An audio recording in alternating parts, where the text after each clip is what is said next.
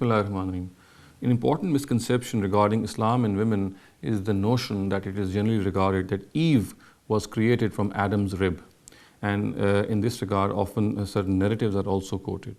Now, it is absolutely certain that this is not the stance of the Quran.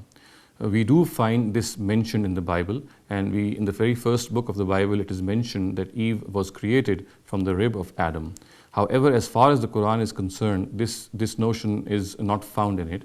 And of course, there are certain narratives which, while describing and while explaining certain verses of the Quran, do say that Eve was created from Adam's rib. Now, the importance of this issue is, of course, one can ask, why are we discussing this issue at all? Now, the importance lies in the fact that this is one of the notions which have led people to believe that men are superior to women. And one of the manifestations of this superiority is that women themselves, or Eve, who was the progenitor or our original parent, she herself was created from Adam, which signifies the fact that Adam was a superior person, and as a result, all men are superior to women. Now, as I said, this notion is not found in the Quran. In fact, the Quranic verse which I'll read out to you says an absolutely different thing. It says, Ya ayyuhan nasu ttaqu rabbakum allazi khalaqakum min nafsin wahida wa khalaqa minha zawjaha.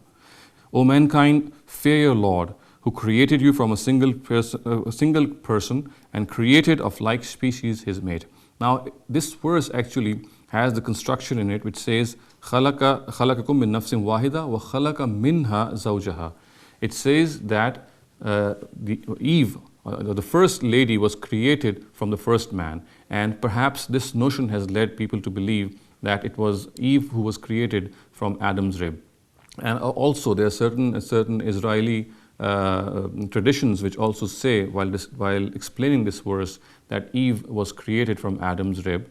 And I'd like to clarify here that the words khalaqa minha zawjaha does not mean that the wife was created from the husband or Eve was created from Adam.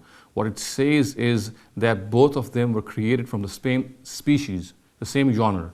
They were both human beings. So a more accurate translation, as I read, would be that he created from like species his mate. So Eve was made as a human being to Adam. She was not of some other species. So it is absolutely certain that the version of the Quran is that both of them were directly created. And of course, Eve was not created from Adam. She was herself an independent human being. And both of them, of course, belong to the same genre or the same species which we call mankind or which we call human beings. Now, another verse perhaps will serve to clarify this misconception.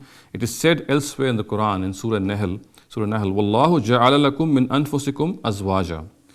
It is God who has made for you your mates from yourselves. Of course, a literal translation, as I said, would say mates from yourselves, which perhaps would lead people to believe that the mates or the wives were made from men. Of course, this is an impossible thing. No wife is made from her husband. And precisely the issue here is the same. What the verse actually says is that the mates or the wives were made from the same species, from the same genre as men were. So it is absolutely certain that this is not the case, that Eve was created from Adam's rib. And if there are certain narratives which have crept into our tafsir books because of biblical influences, then they are absolutely against the Quran. أقول قولي هذا واستغفر الله لي ولكم ولسائر المسلمين والمسلمات.